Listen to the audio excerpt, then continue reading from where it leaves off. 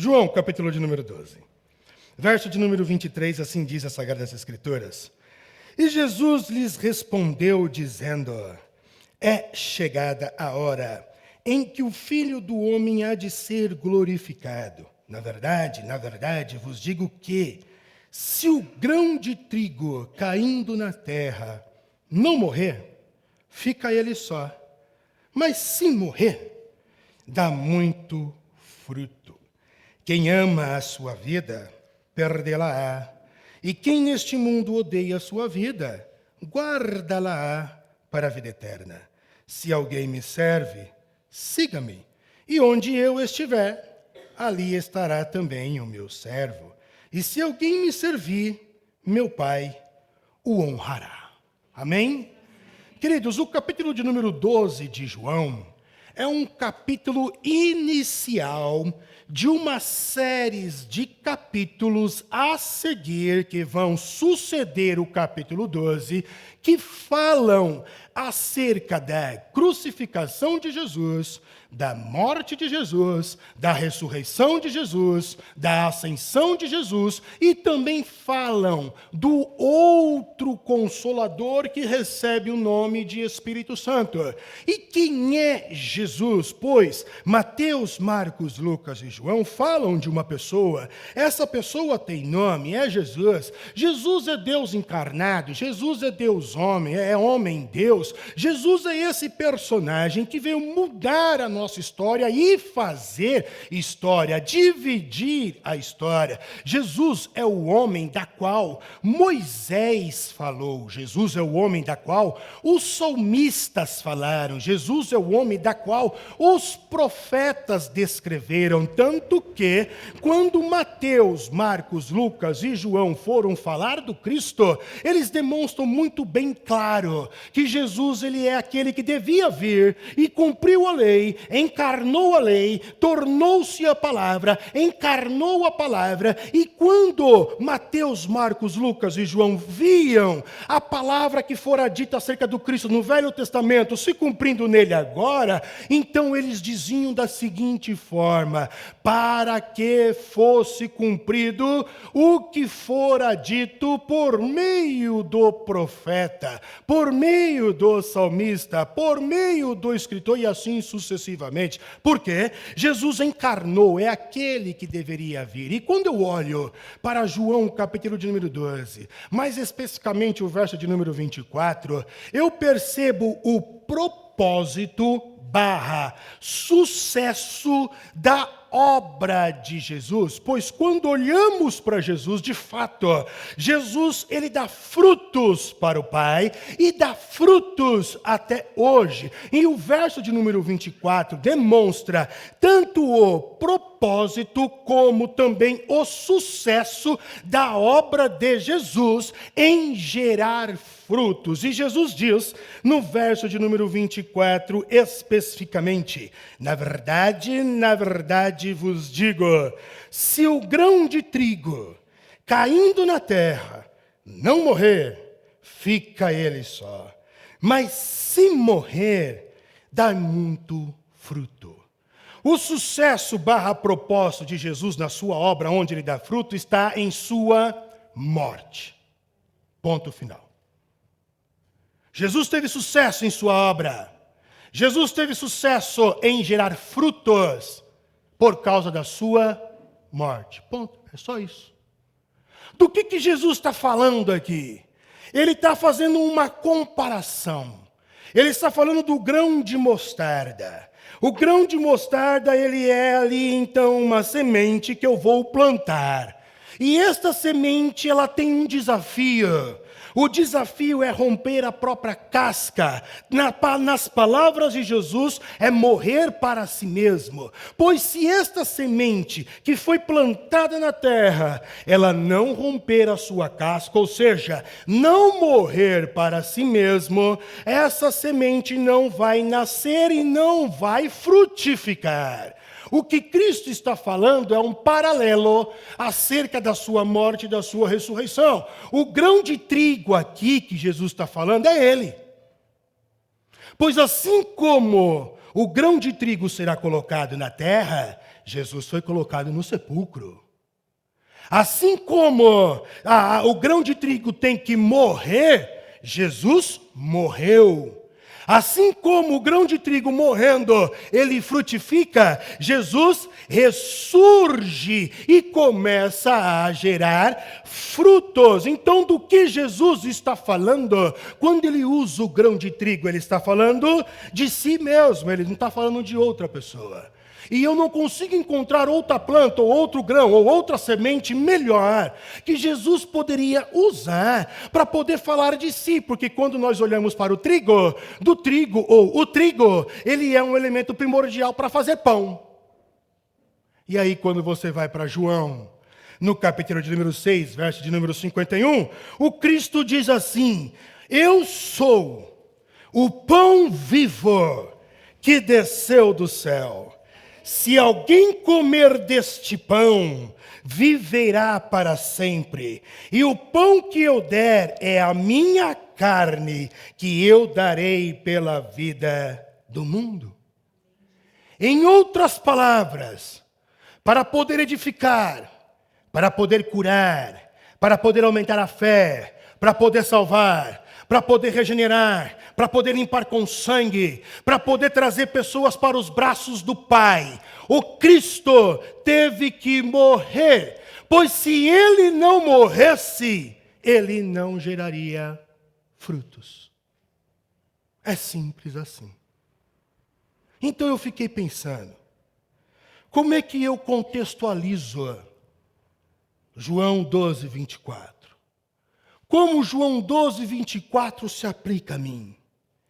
E acredito que João 12, 24, para mim, Rodrigo, nada mais é uma tradução ou uma demonstração de que, Rodrigo, você, se você quiser expandir o reino de Deus na terra, se você quiser que almas encontrem o Pai, se você quiser que almas sejam convertidas de fato, Rodrigo, se você quiser que o Espírito Santo te use e dê frutos através de você, então você vai ter que morrer. Mas como é que eu morro?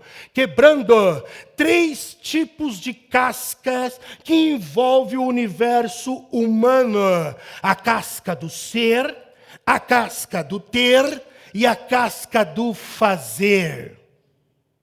Esses 3 elementos são os pilares da base de um ser humano. Porém, eu me detenho apenas em um: a casca do ser. Porque quando nós falamos de ser, nós podemos ser muitas coisas.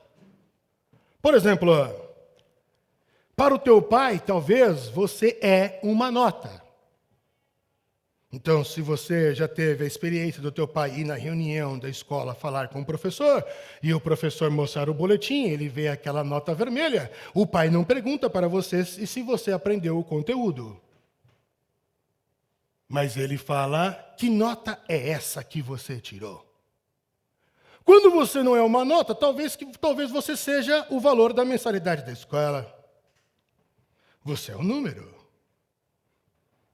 Talvez você é um número em sala de aula para um professor. Lá tem 40 alunos, não são pessoas. São 40 alunos. Nós podemos ser muitas coisas. Mas o que me parece na nossa geração, ou no nosso contemporâneo, que o que mais somos é título.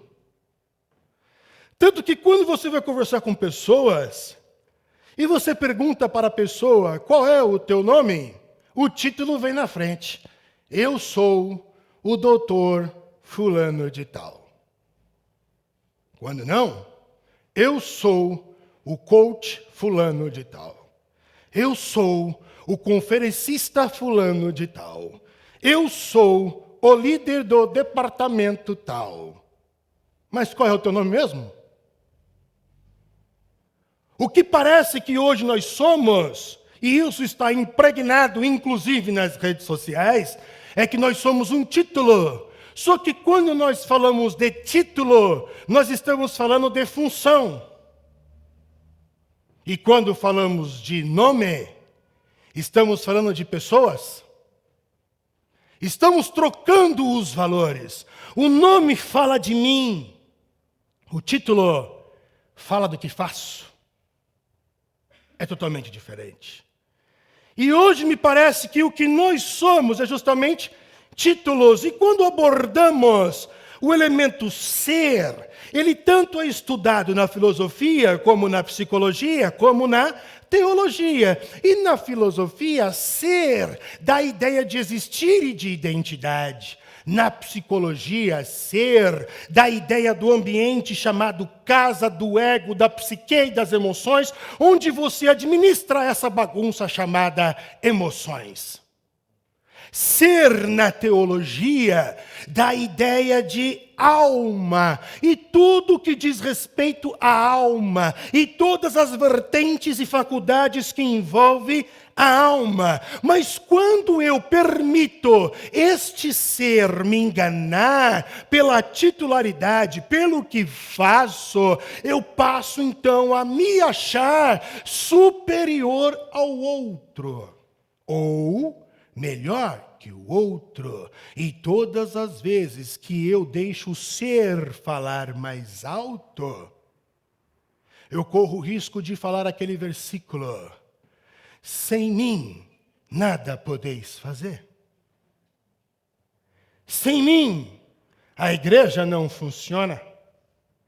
Sem mim, o louvor não canta bem.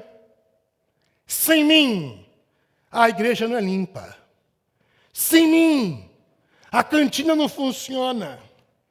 Sem mim, nada vocês podem fazer.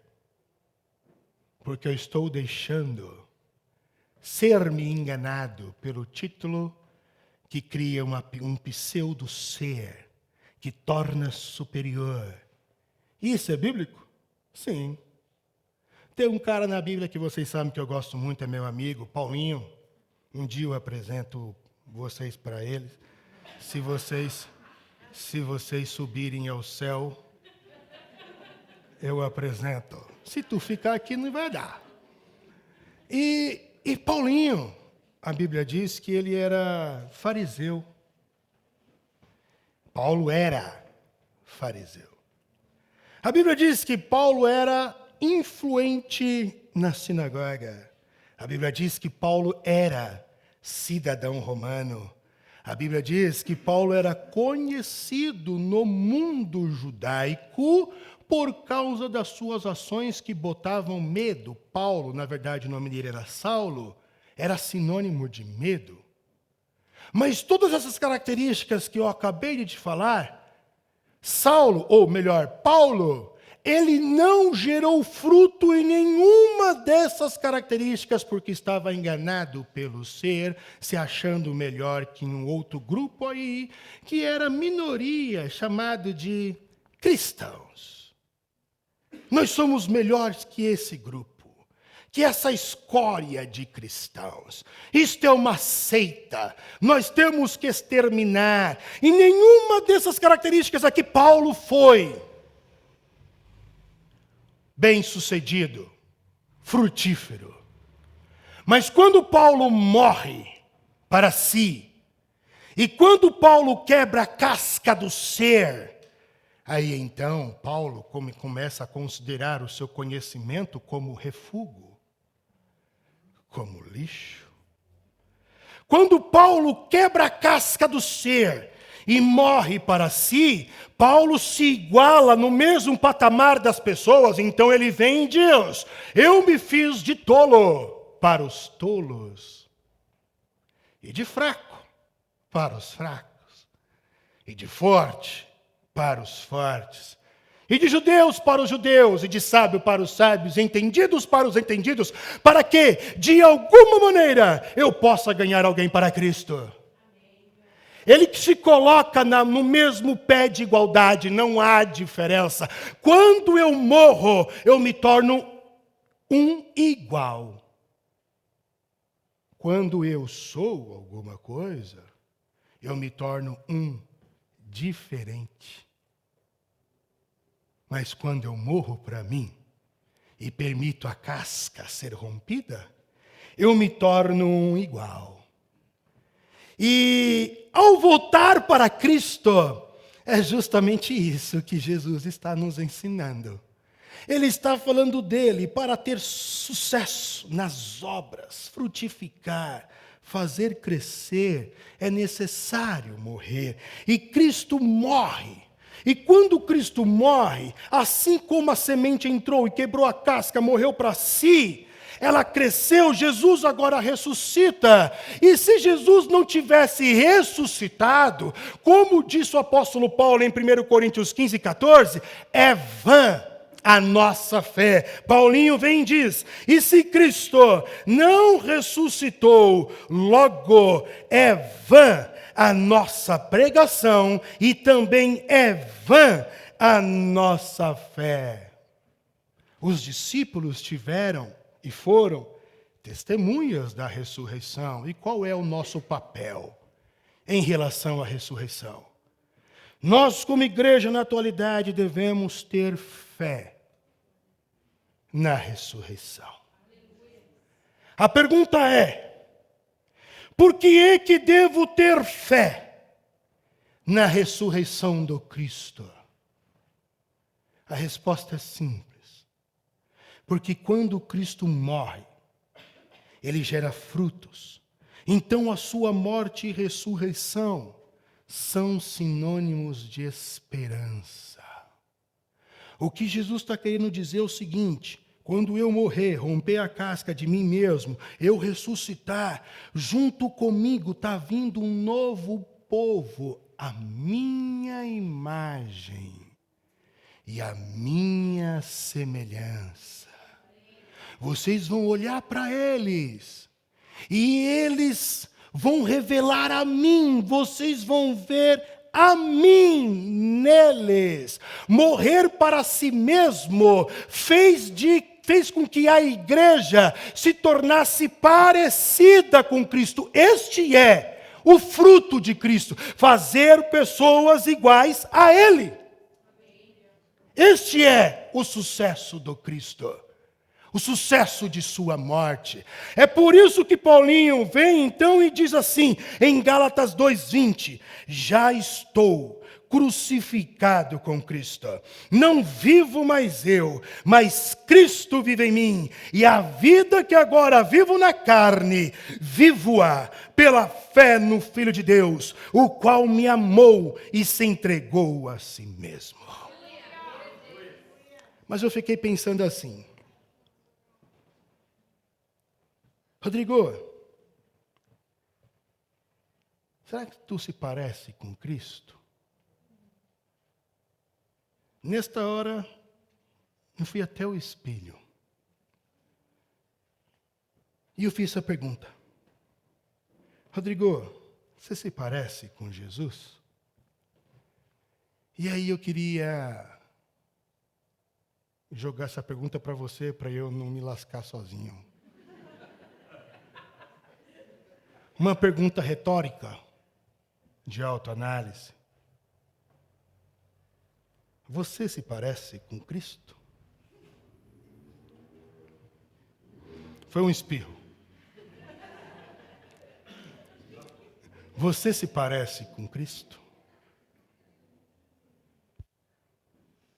Porque quando eu leio a Bíblia, eu vejo Jesus para tentar me parecer com Ele, mas eu não vejo um Jesus rodopiando.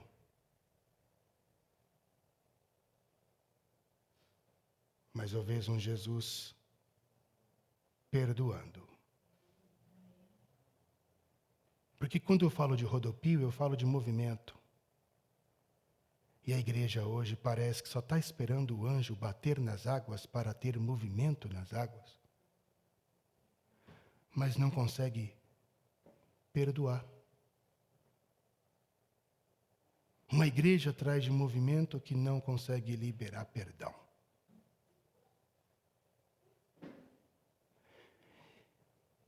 E se Jesus estivesse aqui no meu lugar, e você pudesse perguntar para Ele: Jesus, o que eu escolho?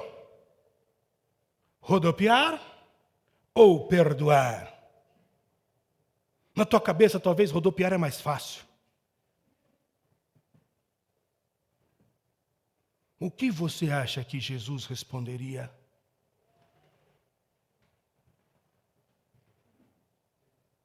O quê? Quando eu olho para a Bíblia Sagrada e eu leio, eu vejo um Cristo que encarna a lei, que cumpre a lei, que prega a palavra com autoridade, que prega a palavra com verdade, que prega a palavra com sinceridade, que prega a palavra com ousadia. Porém, Jesus, a Bíblia não mostra para mim, e eu não vejo um Cristo que se assenta na cadeira de Moisés para julgar o povo. Mas eu vejo uma igreja que julga quem entra e quem não entra no céu. Quem é e quem não é de Deus. Uma igreja que julga, que senta na cadeira de Moisés, como falou Jesus, dos fariseus, e depois que eu te xingo de fariseu, tu acha ruim. Mateus 23, 20 e 24, Jesus está falando dos fariseus. Eles se assentam na cadeira de Moisés para julgar o povo. Aí Jesus diz, vocês têm que fazer tudo o que os fariseus falam, mas vocês não devem fazer o que eles fazem. Jesus ainda diz. Agora eu queria que você abrisse a tua Bíblia em João capítulo de número 12, verso de número 47, porque parece que crente tem uma vontade de enfiar o reino de Deus, Jesus, a goela abaixo. Ele quer que todo mundo aceite as condições que eu e você nós temos e as experiências que temos. Nós queremos que, parece isso, que o cristão enfia o evangelho de Jesus a goela abaixo, sem misericórdia, e nós obrigamos as pessoas a seguir a Cristo ou o que nós acreditamos. Mas olha o que Jesus colocou no verso de número 47 de João 12. E se alguém ouvir as minhas palavras e não crer, eu não julgo, não.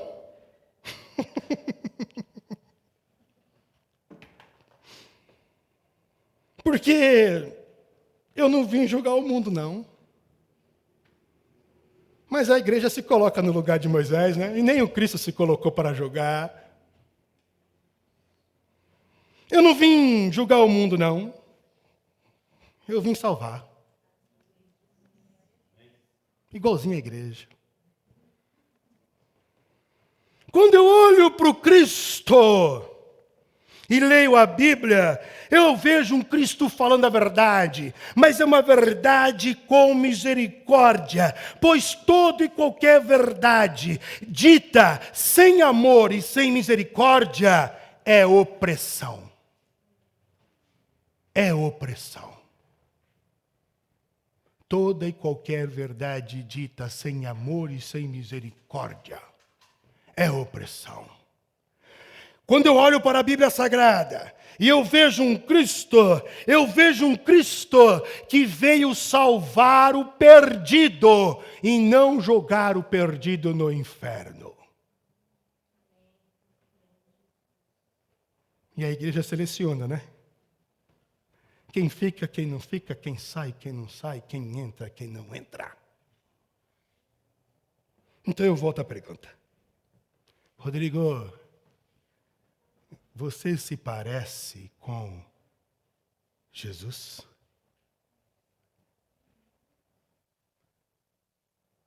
Eu transformo essa pergunta para você e eu queria que você pensasse. Se queremos de fato frutificar, expandir o reino de Deus, fazer as coisas acontecerem, nós temos que morrer para nós mesmos. Quebrar a casca do ser. Concluo dizendo que no cristianismo, morte não é sinônimo de aniquilação e extinção. Logo, morrer para mim mesmo, romper a casca do ser, não significa que vou deixar de ser eu, que vou anular a mim mesmo, mas significa que eu estou evidenciando um Cristo ressurreto, que demonstra o seu amor através de mim para o outro. Isso significa morrer para si mesmo. Isso significa romper a casca do ser. Por isso eu oro com veemência, eu oro com autoridade, eu oro com temor, eu oro com tremor, para que Jesus ele nasça em nossos corações, e não só nasça, mas como ele morra em cada um de nós, e não só nasça e morra, como ele ressurja em cada um de nós, para de fato darmos frutos dignos de arrependimento. Eu oro para que a igreja no Brasil, para que a Lagoinha São Miguel Paulista, para que você, para que eu, para que nós possamos nos parecer com Cristo de fato, ao ponto de sermos confundidos com Ele. Eu oro para que o propósito de Deus, que é expandir o seu reino, ele se cumpra na minha e na tua vida. Então devemos sim ter fé na ressurreição, pois ela é a esperança de glória para o mundo perdido.